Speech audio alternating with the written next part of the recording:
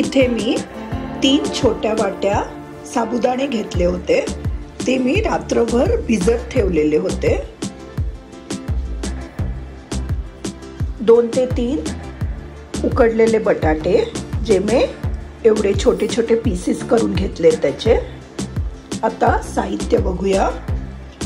मोहरी, जिरं, बारीक चिरलेला मिरच्या, शेंगदाण्याचं कूट 1 वाटी, कढीपत्ता, मीठ, साखर, लिंबाचा रस, कोथिंबीर व खोबरं। आता सर्वप्रथम इथे हे जे मी साबुदाणे घेतले आहेत त्यात मी आता ही 1 वाटी शेंगदाण्याचं कूट घालणार आहे।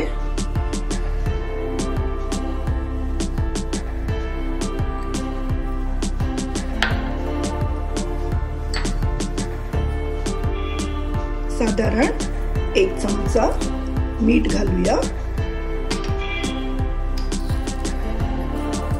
2 चमचे साखर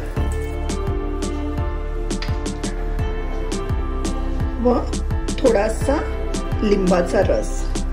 आता हे सगळं आपण छान एकजीव करणार आहोत।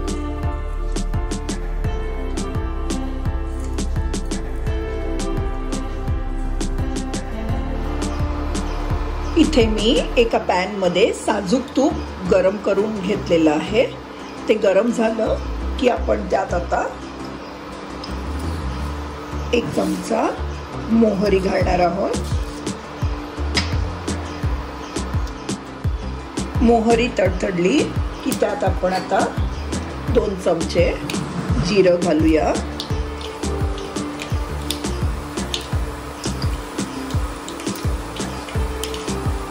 आता त्यात बारीक चिरलेल्या मिरच्या घालणार आहोत।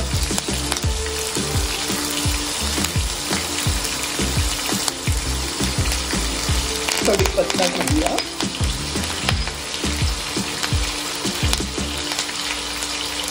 व थोडीशी कोथिंबीर ही घालूया।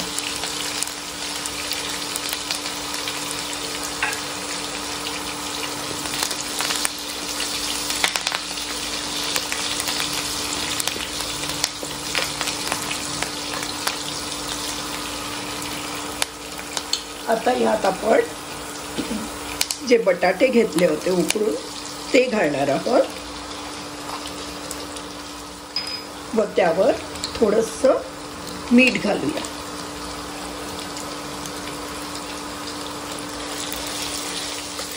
आपण हे उकडलेले बटाटे घेतल्याने हे जास्त आपल्याला शिजवायचे नाहीये। ह्यात आता आपण जे साबुदाणे घेतले होते ते घालूया।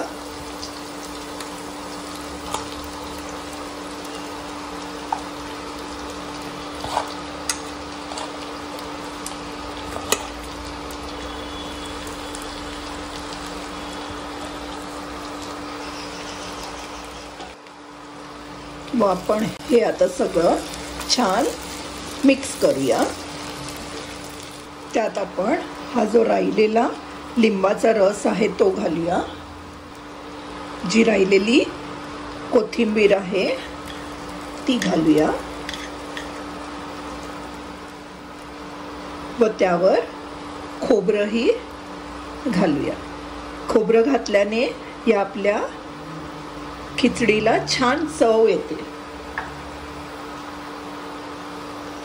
आता हे छान आपण मिक्स करूया। आपण हे छान असं मिक्स करत राहायचं आहे, जेणेकरून ते चिकटत नाही।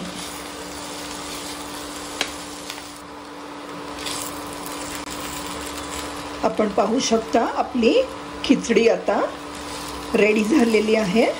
आपण आता ती एका सर्विंग बाउलमध्ये काढून घेऊया। अशी ही पटकन होण्यासारखी खिचडी तुम्ही नक्कीच ट्राय करून बघा। सकाळचा ब्रेकफास्ट असो वा संध्याकाळी चहा बरोबर असो, ही कधीही खाण्यासारखी छान अशी डिश आहे।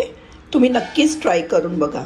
तुम्हाला ही रेसिपी आवडली असेल तर नक्कीच माझ्या चॅनलला लाईक, शेअर आणि सबस्क्राईब करायला विसरू नका। Thank you.